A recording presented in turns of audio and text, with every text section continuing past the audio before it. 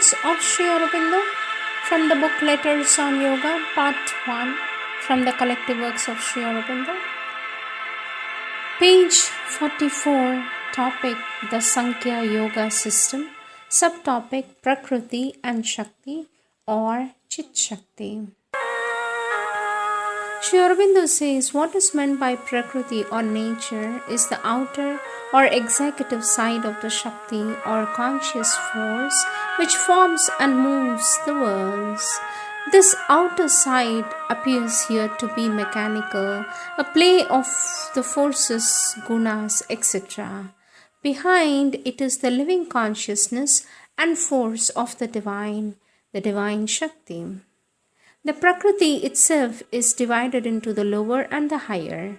The lower is the Prakriti of the ignorance, the Prakriti of mind, life and matter, separated in the consciousness from the divine. The higher is the divine Prakriti of Satchidananda, with its manifesting power of supermind, always aware of the divine and free from ignorance and its consequences.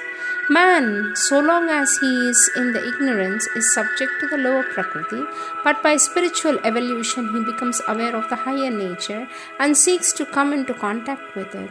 He can ascend into it and it can descend into him. Such an ascent and descent can transform the lower nature of mind, life and matter. Sri Aurobindo says Prakriti is only the executive or working force. The power behind Prakriti is Shakti. It is the Chit Shakti in manifestation, that is the spiritual consciousness. All energies derive from the Chit Shakti, but they differentiate from it as they descend. This much is true that life is characteristically force, the physical is characteristically substance, but the dynamism of both derives from Chit. Mind, dynamism also, all dynamism. Next subtopic, Purusha, Prakriti and action. It is more difficult for the Prakriti to separate itself from the outer action than for the Purusha, as its ordinary play is that of the surface being. It has to divide itself into two to separate from that. The Purusha, on the contrary, is in its nature silent and separate, so it has only to go back to its original nature. Sri Aurobindo says Prakriti divides itself into an inner force that is free from its action, free from rajas, tamas, etc., and the outer Prakriti which it is using and changing. If ego and desire are different things from the gunas, then there can be an action of the gunas without ego and desire and therefore without attachment. That is the nature of the action of the gunas in the unattached liberated yogi. If it were not possible, then it would be nonsense to talk of yogis being unattached, for there would remain still attachment in the part of their being. To say that they are unattached in the Purusha but attached in the Prakriti, therefore they are unattached, is to talk nonsense. Attachment is attachment in whatever part of the being it may be. In order to be unattached, one must be unattached everywhere, in the mental, vital, physical, and not only in the silent soul somewhere inside. You seem to think that action and Prakriti are the same thing, and when there is no action, there can be no Prakriti. Purusha and Prakriti are separate forms of the being. It is not that Purusha, that's the quiescence, Prakriti is the action, so that when all is quiescent, there is no Prakriti, and when all is active, there is no Purusha.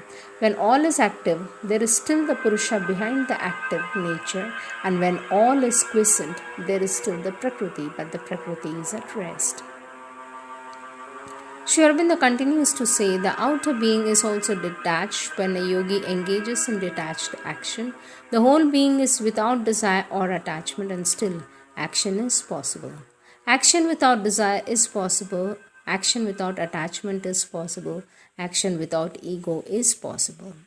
Sri Aurobindo says it is not the inner Purusha only that remains detached, then the inner Purusha is also detached, only one is not conscious of it in the ordinary state. It is the Prakriti also that is not disturbed by the action of the gunas or attached to it. The mind, the vital, the physical, which are Prakriti, begin to get the same quietude, unperturbed peace and detachment as the Purusha, But it is a quietude, not a cessation of all. It is quietude in action itself. If it were not so, my statement in the Arya that there can be a desireless or liberated action on which I found the possibility of a free mukta action would be false. The whole being, Purusha, Prakriti, becomes detached, having no desire or attachment even in the action of the gunas.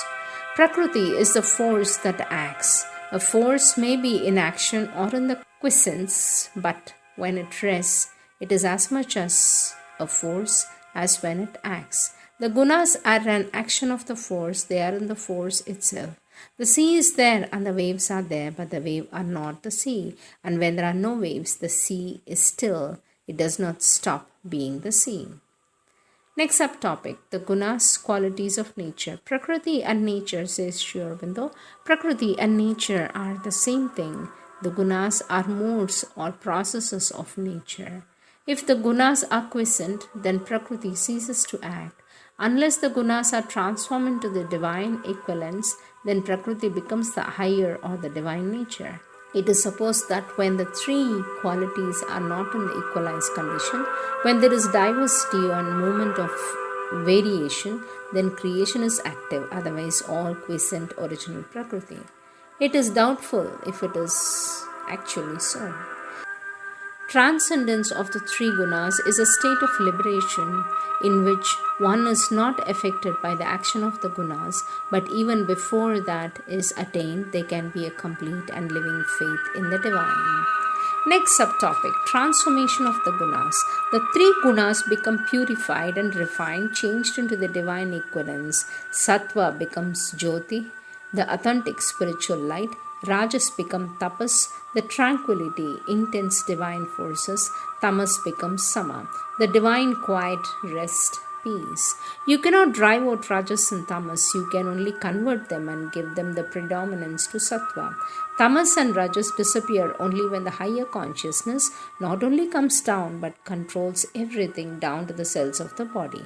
They can change into the divine rest and peace and the divine energy or tapas. Finally, sattva also changes into the divine light.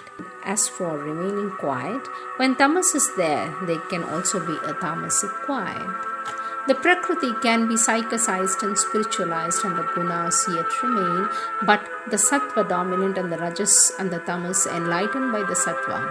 As the transformation increases, the gunas change more and more towards the divine equivalence, but it is only when the supramental comes that there is the full change. The transformation of the gunas is necessary for the perfection of nature, not for liberation. Liberation comes by the loss of ego and desire. Sattva and liberation. This is the next subtopic.